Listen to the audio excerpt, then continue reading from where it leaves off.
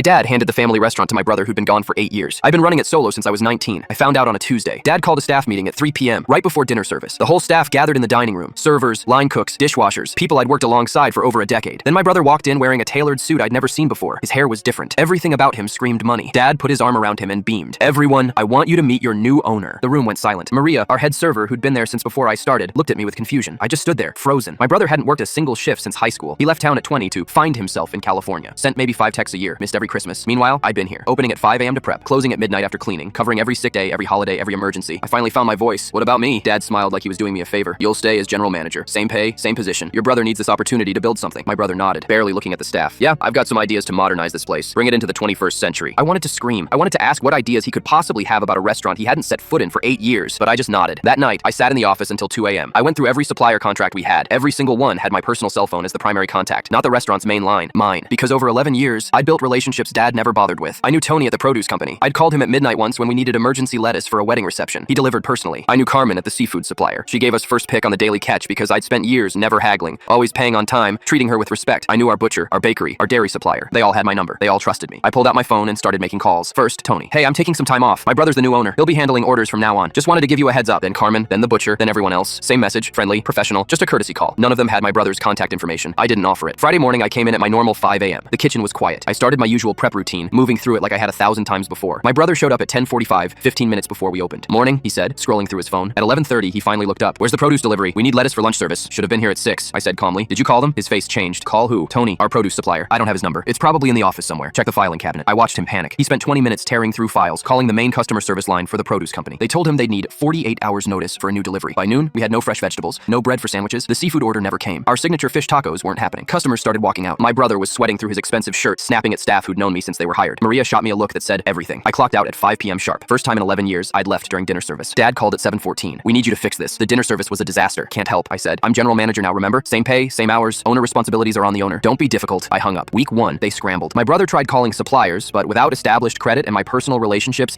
everything was cash up front. Week 2, the seafood supplier refused to deliver after a late payment. The health inspector found violations my brother didn't know existed. Our walk-in cooler was running 2 degrees too warm. He'd never learned to check it. Week 3, our head chef quit. He'd been there 9 years. Walked out mid-shift after my brother told him the menu needed to be fresher. By week 4, the restaurant had lost $60,000. Dad showed up at my apartment on a Sunday morning. My brother stood behind him, looking at his shoes. "We're giving you the restaurant," Dad said, his voice tired. "Full ownership. We'll put it in writing today." I looked at my brother. He couldn't even meet my eyes. "Too late," I said. "I signed a lease for my own place downtown, opening in 6 weeks. Dad's face went completely white. "You can't do this. We're family. You made me an employee. I'm just acting like one." My brother finally spoke, his voice small. "I'm sorry. I didn't realize how much you did. You didn't ask." I closed the door and went back to my coffee. My restaurant opens next week, and I've already got 12 of Dad's best staff coming with me, including the head chef. Every supplier I called, they're all in. The family place closed for good on Monday.